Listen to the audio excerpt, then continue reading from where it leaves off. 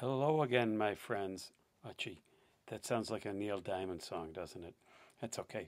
I've been to see Neil Diamond a couple of times um, at the arena here in Buffalo, and in fact, both times we had floor seats. Terrific, and what a great showman. I don't think he goes on the road anymore because I think he has some Alzheimer's. I'm not positive of that, but what a great show he puts on. Holy cow, high energy. Anyway, okay, we're not talking about Neil Diamond. We're here to talk about Introduction to Literature. Once again, I have to tell you, your essays are just very well done. You obviously are giving what you're saying in the essay some real thought. You're saying them clearly. And this week especially, I very much enjoyed an awful lot of your comments. You were conversing back and forth in your comments. You know, I would comment on something, and then actually a few people commented back to me on my comment. But let's say Sam made a comment on Sally's essay, and then Joe might make a comment on what Sam had said about Sally's essay, and then Sam might comment back to Joe. That kind of interplay, and that's terrific. That's having the opportunity to actually have a class, which of course we were supposed to have, but you folks are helping us have the feel of a real class by having your comments back and forth to each other. So that's terrific. Okay. I'm enjoying what you're doing a great deal, and most of you are doing very well. One or two people, well, a couple of people haven't done their comments on time. It's Thursday night now, and they're due Thursday by 5 or 6 o'clock, and there's some people that don't have their comments in. That's just being part of the class, okay? Writing your comments means participating in the class. You need to do that. Not doing that is going to cost you, when it comes to grade time. So please write comments. They don't take long. Read a little bit of what somebody said. Read a couple other people's essays, and then tell us about them. Put down your thoughts about what they said in their essays. Okay, so make sure you do that.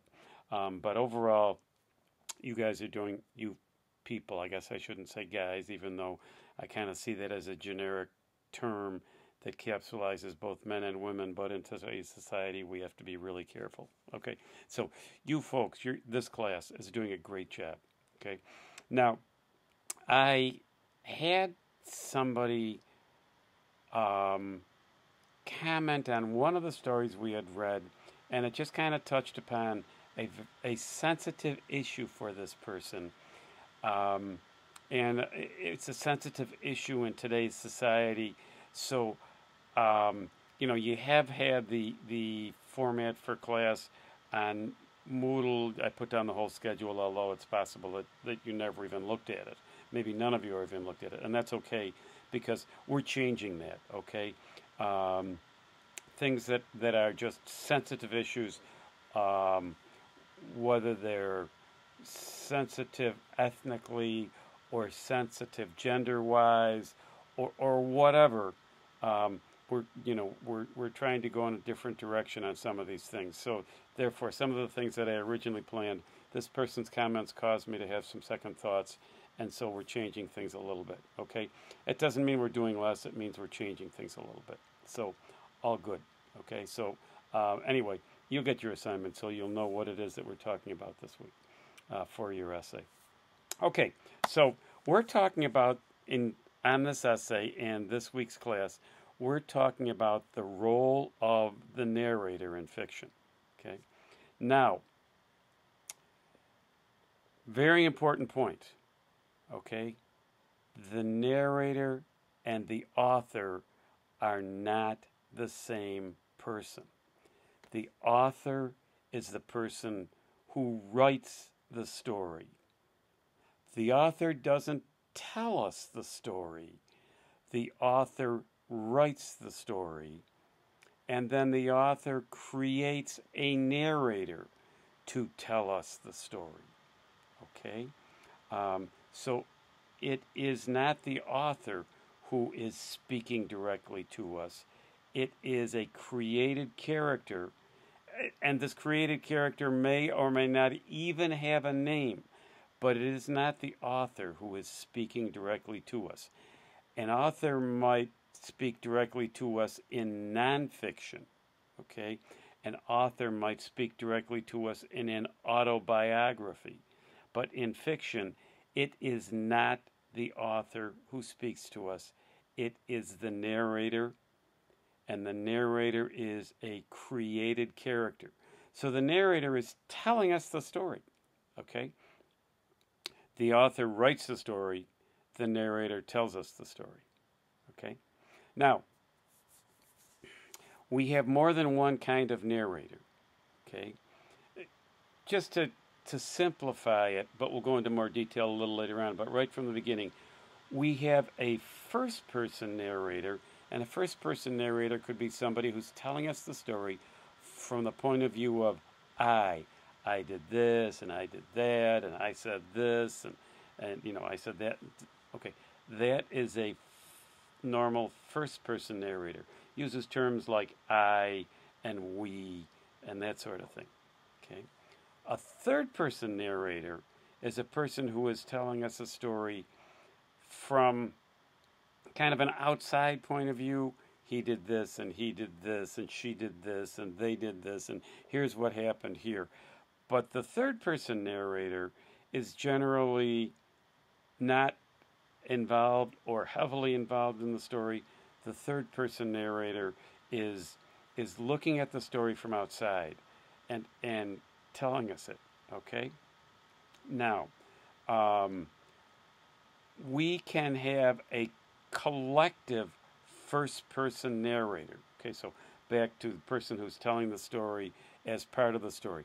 Why does somebody write a story as a? Why are some narrators first-person narrators? I think a first-person narrator draws us more into the story. For instance, Edgar Allan Poe wrote many of his stories from a first-person narrator's point of view. He created a narrator to tell us the story, and that narrator used the point of view of I did this, and I said this, and I saw this. That's not Edgar Allan Poe that saw it.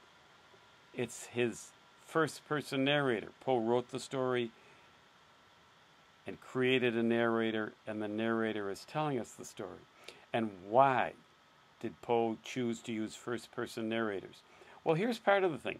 A first-person narrator really draws us in.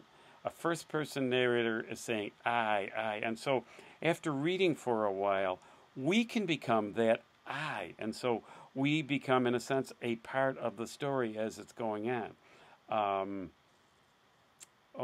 Let's see. There's lots of Poe short stories. But if you've ever read them, you know that the narrator in a Poe short story frequently is somebody with psychological problems, or somebody with alcohol problems, or somebody with drug problems. Poe was so good at creating these first-person narrators that the general public believed that it was Poe who was the narrator, that it was Poe who had psychological problems, that it was Poe who was a drunk, that it was Poe that was a druggie. And in fact, some of you may have been taught that that's the case. That's not the case, okay? Poe had an allergy to alcohol, okay? So the slightest bit of alcohol would totally incapacitate him for maybe even 2 weeks. So the person telling the story is not Edgar Allan Poe, but Poe has his narrators drinking or drugging, or being kind of out of it mentally, and so people believe that was Poe. So a first-person narrator can really draw you in as a reader, make you part of the story. A third-person narrator generally is looking at the story from the outside, looking into the story, telling you what goes on. A third-person narrator is generally not a part of the story, but rather a viewer to the story, okay? So we see TV programs where all we see are things going on, and then once in a while, And that's a third-person narration. We see these things happening. But there's nobody that is really telling us the story. We're just seeing it all happen. That's what third-person narration is. First-person narration, once in a while we see a TV program or a movie where one of the characters is saying I and talking to us from his own point of view, his or her own point of view, okay? That's a first-person narrator, okay? Now, within those scopes, we also have a collective narrator, and a collective narrator is frequently a first-person narrator, so it's somebody who is saying, we observed this, we did this. A collective narrator may be a part of the action, or a collective narrator may be an observer, but who is talking for a whole lot of people observing, and so talking from the point of view of we, telling you what we saw and what we did because of it and such, okay? So it may not be a principal character at all, but maybe somebody. So a collective narrator is usually a first-person collective narrator. Then we have an omniscient narrator. Usually an omniscient narrator is a third-person narrator. It doesn't have to be. It could be a first-person, but it's usually a third-person narrator. Somebody who's kind of looking down on the whole thing and knowing everything that's going on. The word omniscient means knows all. Like God is omniscient, God knows all. Well, an omniscient narrator knows all. Okay? Then we have a limited omniscient narrator. So it's somebody who almost knows everything, doesn't quite know everything, may suggest some stuff, but doesn't really know everything. Okay? That's a limited omniscient narrator. Okay? So, and I'll explain this in the notes, but I wanted to again say it out loud for you because some of you learn better by hearing than by reading. Okay? So we're dealing with narration, and your video question really hits home with a major idea in this week's lesson and this week's video. The question is, what is the difference between an author and a narrator? Okay? So, the lesson will go up shortly. The video will go up shortly. The assignment will go up shortly. You know where to get me, okay? You have my contact information if you have any questions. So, you folks have a good week. It's supposed to be an 80-degree weekend, so enjoy this weekend. Go Bills, of course. They're playing a really good team, so we need some good things to happen there. And enjoy yourself, and I look forward to hearing what you have to say about the role of the narrator and the role of the author, okay, and the different kinds of narrators. See you soon.